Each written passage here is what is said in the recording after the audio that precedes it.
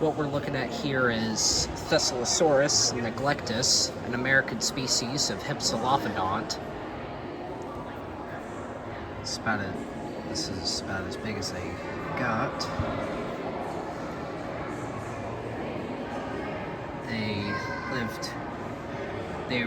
They lived in Wyoming about 68 to 66 million years ago. Here we have Champsosaurus that lived 67 to 66 million years ago in South Dakota. In the very back, we have Edmontosaurus annectens. Lived in the same region 68 to 66 million years ago. They were some of the last of the hadrosaurs, better known as duck-billed dinosaurs. These guys were commonly hunted down by the king of the dinosaurs itself, Tyrannosaurus rex. Right here we have a skull of Camarasaurus lentis. Its name means chambered lizard, and they lived in the Jurassic period of the Morrison Formation, making up places such as Utah. When the famous Brontosaurus was first described, they had accidentally placed a skull of Camarasaurus onto the body of an Apatosaurus. So for the longest time, Brontosaurus was considered a dubious species. Eventually, in 2015, more fossils were found, and Brontosaurus became its own genus again. This right here is the skull of Diplodocus longus, which also lived in the same area about 152 million years ago. Up here, let me move out for a second. Here is Diplodocus hallurum, living in the Morrison Formation of what was the late Jurassic period. Its name means double beam because of the double beam bones within its tail. They had a long whip-like tail, which many scientists think that it might have been used as a warning to scare away predators, or possibly as a weapon. One hit from its tail could badly injure a T-Rex. All those teeth in its mouth, those weren't made for chewing like you see in Jurassic Park. Instead of chewing like a big cow, they would have used those teeth to strip leaves from the trees and swallow them whole, and then they would later digest stones to help break down the food in their stomach. What we're looking at here is Allosaurus fragilis, the apex predator of the Morrison Formation. Their name means different lizard because at the time its bones were very different from other dinosaurs discovered back then. Despite its large size, some of the largest adults could get about 30 feet long. Allosaurus's bite force was surprisingly weak. In fact, their bite was weaker than that of a lion's, despite being 7 times larger. However, to make up for that, they have large claws in their hands, like meat hooks, and they can open their jaws extremely wide, up to a 90-degree angle. And for the longest time, scientists believed that they would have used their jaws like an axe. However, the pressure would have shattered their jaws. And they commonly hunted dinosaurs such as Stegosaurus and Camptosaurus. We know that they hunted these guys because one of the bones of Allosaurus was found with a puncture wound that perfectly matches the tail spikes from a Stegosaurus, and another one had its jaw shattered. This is also my dad's favorite dinosaur. What we're looking at here are Camptosaurus, specifically Camptosaurus dispar. They were one of the principal prey species of Allosaurus that we just talked about. They were ornithopods that were fairly large, as you can see, the size of this adult.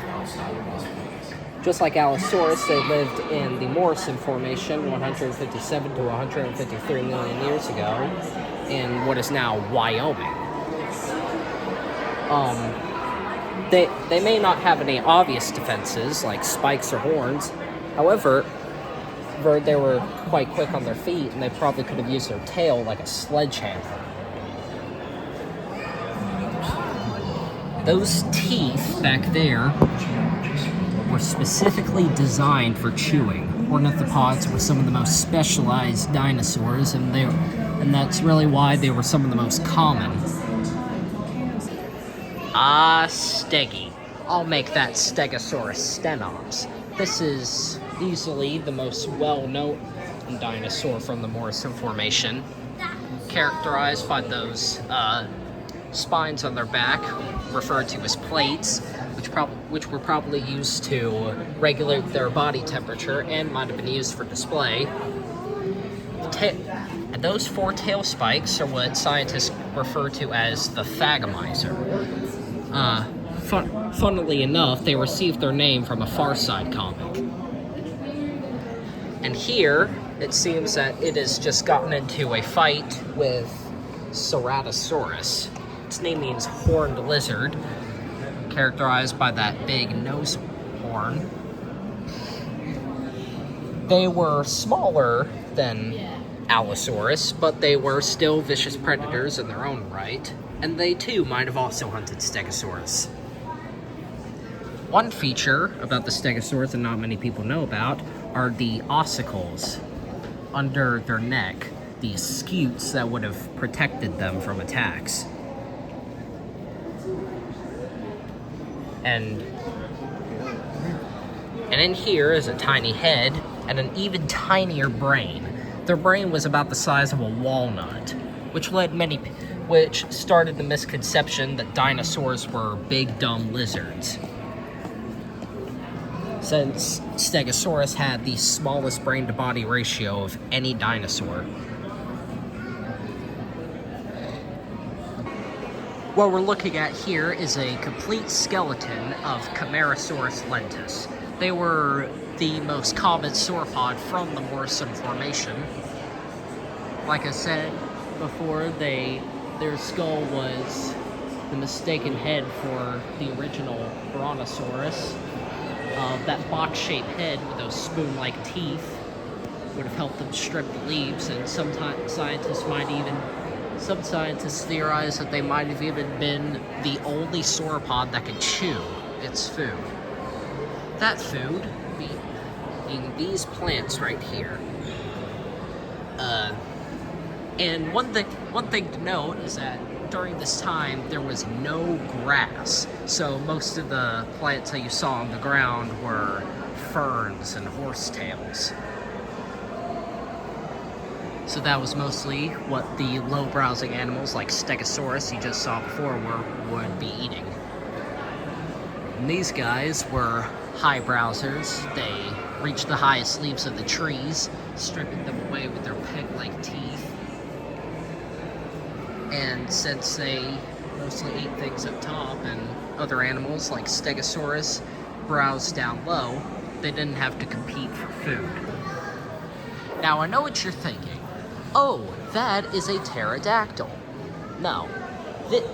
For one, pterodactyl is not a true name. There's a pterosaur known as Pterodactylus, but despite popular belief, there is no such thing as a pterodactyl. What we're actually looking at is pteranodon. And they were discovered in Kansas, and at this time, North America was split in two, so Kansas would form what is now known as the Western Interior Seaway. While fishing in the oceans of Kansas, they would have to watch out for marine reptiles such as Tylosaurus. They lived about 87 to 81 million years ago, and they were characterized by that long crest and that pelican-like beak. Scientists believe they might have lived just like pelicans. Speaking of, the creature that you're looking at, this massive creature we're looking at right now, is the 30-foot-long Tylosaurus. They were close relatives of monitor lizards, and they have some other relatives, one of them being the very famous Mosasaurus, now mostly famous because of Jurassic World. Scientists believe they might have had about 2 rows of teeth in their mouth, like a shark, and just like lizards today, they had forked tongues. They were the apex predator of the seas of Kansas, because, like I said before, North America was split in two, forming the Western Interior Seaway. This horrifying-looking fish we're looking at right now is Zephactinus. Had those gnarly-looking teeth, which were probably very similar to those of barracudas. As you can see, this one has been discovered with another one of its kind in its stomach, most likely a juvenile, which gives many paleontologists the hypothesis that Zephactinus were cannibalistic, just like what they had found with Coelophysis and Majungasaurus. They lived alongside creatures like the previously mentioned Tylosaurus and would have hunted the sea-going birds like Hesperornis that spend most of their time in water, kind of like today's penguins. This right here is the skull of a ceratopsian dinosaur known as Centrosaurus. They were close relatives of Triceratops, but instead of having 3 horns, they had 1 big horn on their nose. They lived in the Dinosaur Park Formation of Alberta, Canada. Behind it is Parasaurolophus maximus. Now, unlike its more famous cousin, Parasaurolophus walkeri, they didn't have that famous hot dog-shaped crest on their head. Their crests were more reduced. And another thing, Parasaurolophus walkeri is currently the only dinosaur in which we know what it sounded like. And this big boy you're looking at here is Euoplocephalus tutus, a northern relative of Ankylosaurus that lived 77 to 76 million years ago in the same region. They were characterized by their different armor arrangements and are best known for their best defense, that being their club tail that they would have used to smash into their predators, like the Gorgosaurus. Gorgosaurus libratus, 78 to 77 million years ago. Some scientists theorize that it might have been just another relative of Albertosaurus. However, that is still up for debate. A Gorgosaurus means fierce lizard, because it definitely would have been quite fierce to run into one of these guys. That right there is the tail club of Anodontosaurus that lived in the Horseshoe Canyon Formation 72 to 71 million years ago, another close relative of Ankylosaurus. And this small little guy right here is Stegosaurus. No, that is not a repeat, nor did I say Stegosaurus, Stegosaurus, C-E-R-A-S. It was a pachycephalosaur that lived in the same area as the previously mentioned dinosaurs. It was a smaller relative of Pachycephalosaurus.